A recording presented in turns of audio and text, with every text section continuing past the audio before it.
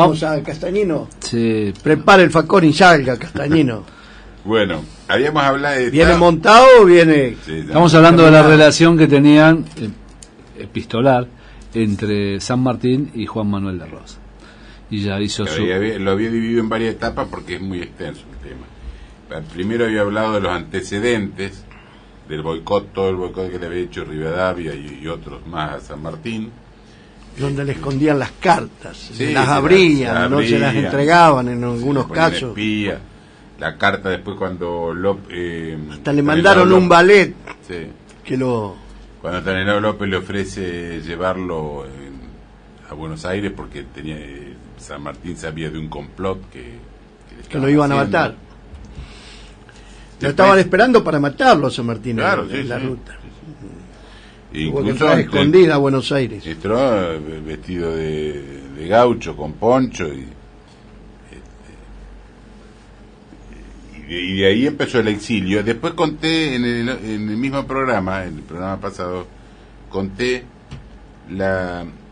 lo que escribió San Martín durante el exilio, que es, ahí fue donde él empezó a ver que hacía falta un brazo vigoroso, un gobierno fuerte.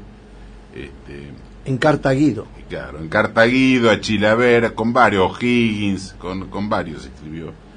Las leí el programa el martes pasado. Sí, señor. No sé si vos lo alcanzaste a escuchar porque estaba en la No, lechería. yo estaba en la lechería, prendido la teta de la vaca.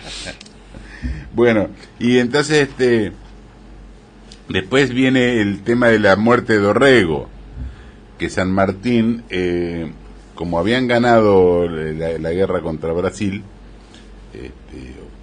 la negocia García, el embajador, claro, que cobraba de la corona británica. Rivadavia se tiene que disparar del escándalo y asume Dorrego, y San Martín, entusiasmado por cómo cambiaban las cosas políticas, decide regresar. Pero ¿qué pasa? Cuando llega a Río de Janeiro se entera que lo habían derrocado Dorrego, y cuando llega a Montevideo además se entera que lo habían fusilado. Aparte le había ofrecido sus servicios sí. a la guerra, claro. de participar en la guerra de Brasil. La cuestión que desde en Montevideo se entera que lo habían fusilado, entonces se niega a bajar del barco, recibe a algunos amigos, todo. Lavalle le hace un ofrecimiento que rechaza San Martín, se lo rechaza, incluso se lo rechaza bastante, hablando incluso mal de Lavalle. La actitud de ellos. Sí, porque le dicen que eran gente sin conducta, eso se lo dice en una carta a Guido, ¿no? La cuestión que después, bueno, cuando lo matan a Dorrego, ahí empieza otra vez la anarquía, digamos, y el que pasa a ser protagonista político, faltando Dorrego, ya empieza a ser Rosas, que incluso le dice a la legislatura que vuelvan los mismos legisladores que había antes, etcétera. La cuestión que el 1 de diciembre de 1829, un año después de la muerte de Dorrego, se reúne la legislatura. Y el 4 de diciembre, en la Guardia del Salto, hay un coronel Smith intenta sublevar a unos oficiales para unirse a Paz, que estaba luchando contra Stanislao López. En definitiva, López le golean el caballo. Lo toma prisionero. Claro. Y entonces en la legislatura, ante los hechos que acontecen, digamos, en la anarquía, se comienza a hablar de las facultades extraordinarias. Algunos usan este caballito de batalla de que no, porque tenía facultades extraordinarias, como si fuera una cosa extraña o ajena a la Argentina. Sin embargo, las facultades extraordinarias ya se habían usado en 1812, 1815, 1820, 1821, 1822 y 1823. O sea que no era nada nuevo, digamos. Ante situaciones especiales, la legislatura otorgaba. Como en Roma la dictadura. Claro. Incluso yo a veces pongo como ejemplo que la Madrid en 1840 lo derroca al gobernador de Mendoza y se hace dar facultades omnímodas en un día para el otro, y fusila como a 10 tipos en un solo día. Bueno, la cuestión que el 8 de diciembre asume Juan Manuel de Rosas, ante una euforia total del público, tanto así que hasta lo llevan en un carruaje que la misma gente va sí, lo llevan como los africanos. Y entre las primeras medidas que toma Rosas es hacen los funerales de Dorrego y lo reivindica, digamos, la figura de Dorrego. Y otra de las medidas que toma es a los complotados de la Guardia del Monte, los hace traer a Buenos Aires y los confina en un pontón, el pontón Cacique, y al propio jefe, digamos, de la sublevación, que era Smith, lo hace fusilar. Entonces ahí San Martín se empieza a dar cuenta piensa que lo que él pensaba empezó a sospechar de un gobierno vigoroso que hacía falta, había llegado con Rosas, ¿no?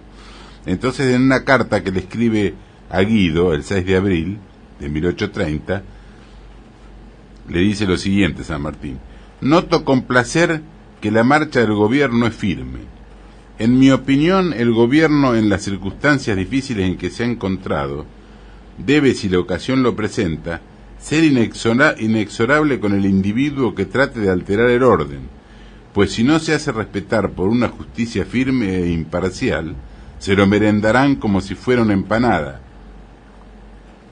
Y lo peor es que el país volverá a envolverse en nuevos males.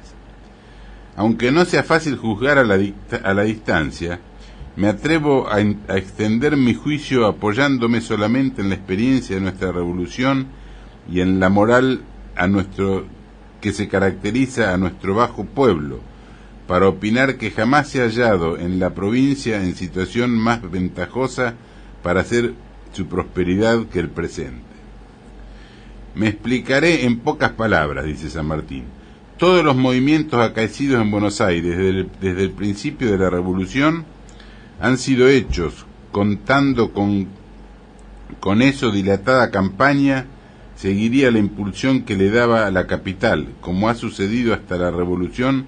Digo que el gobierno y sus ministros no tienen perdón. No crea usted que esto que soy de emplear medios violentos para mantener el orden. No, mi amigo, estoy distante de dar tal consejo.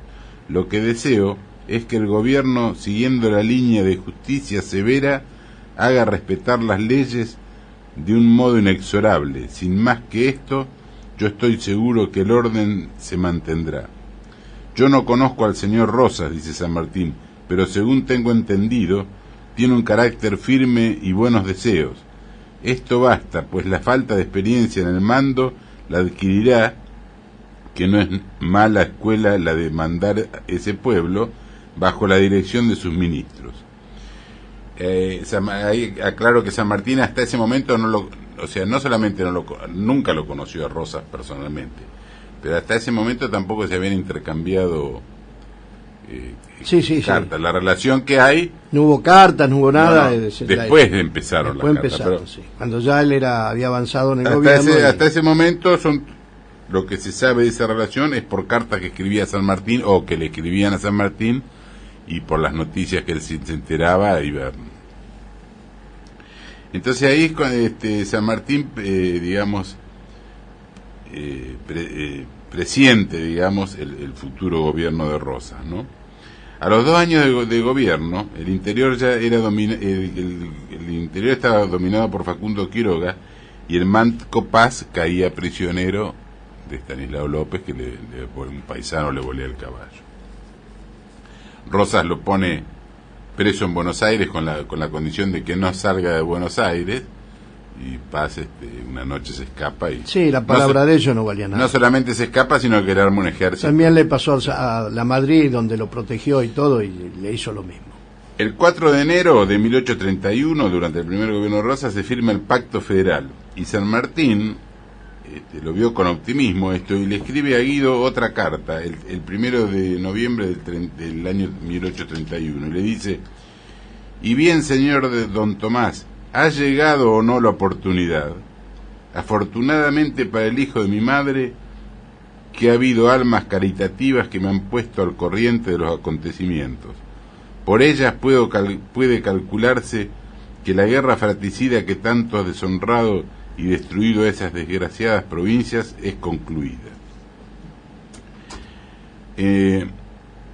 Vos fíjate que ante la inestabilidad que hubo durante muchos años, Rosas asume el gobierno y termina su gobierno, ¿no? Ahora la legislatura, cuando termina su gobierno, lo quiere reelegir, y por 3 o 4 veces le ofrecen y él declina el ofrecimiento y no sube. Y entonces ahí es cuando él emprende la campaña al desierto, los desiertos del sur. A extender las fronteras del Sí, sí. Hay una proclama muy linda que hace cuando termina la campaña, desde Napostá. Algún día, la próxima vez la voy a traer porque es muy interesante, donde dice que se extienden las tierras hasta los Andes y Magallanes para que disfruten las nuevas generaciones. Muy linda, después la vamos a leer. Entonces, terminado el gobierno de... Entre paréntesis, llevó la vacuna antivariólica a la indiada, y sí, inclusive los convencía de que se dejaran vacunar porque eran reacios a vacunarse. Fue... no solamente cuidó al indio, sino que lo asimiló. Sí, después voy, esto de lo de San Martín y Rosas, porque después viene lo del segundo gobierno, lo voy a seguir en otro programa para no entrecortarlo. Pero con lo de la vacuna que vos decías, Rosas fue el que trajo la vacuna acá, era Segurola, que era un fraile, un cura. Un cura. Y Rosas la extendió, se hacía vacunar él ante los indios, para darle el ejemplo, le decía que era un gualicho, huinca, qué sé yo, para que los indios se vacunen. Incluso un indio decía, el cacique Juan Manuel Indio Rubio, dice, es muy bueno, dice, nunca nos ha mentido, pero es medio loco, dice, porque para regalarnos yegua nos hacía tajear en el brazo, claro, lo estaba vacunando. Y la cuestión que durante el periodo de Rosas, durante el gobierno de Rosas, que se vacunaba, si engañados o no, se los vacunaba, no hubo ningún brote de viruela. Y después volvieron cuando lo derrocaron a Rosas. Y Rosas, además, la vacuna la inventó Jenner, es un inglés. Había un instituto jenneriano que le dio a Rosas el doctor honoris causa por haber extendido la vacuna en las Provincias Unidas, ¿no? Muy bien, ingeniero, me parece muy bien todos sus aportes a la historia. Es muy lindo, la verdad que es apasionante. La verdad que sí. Y ahí en el instituto tenemos el libro que ha presentado hace pocos días en el instituto Juan Manuel de Rosas. Sí, estos temas, incluso el de la vacuna antivariólica, yo lo pongo en el libro. ¿El libro se llama? Bueno, hay dos, está Juan Manuel de Rosas, Sombras y Verdades, y La Ley y el Orden, que sería la segunda parte, ¿no? Y el que presentó último es sí, La Ley y el Orden. Sombras y Verdades, no, Sombras y Verdades, que es la reedición ampliada con bueno, respecto a la primera. En el Instituto de Investigaciones Históricas de Sarmiento 1469, tercero A, están todos los libros del ingeniero Castañino. Y si va, le convidamos con un vaso de leche también. Muy bien, apuició la armonía.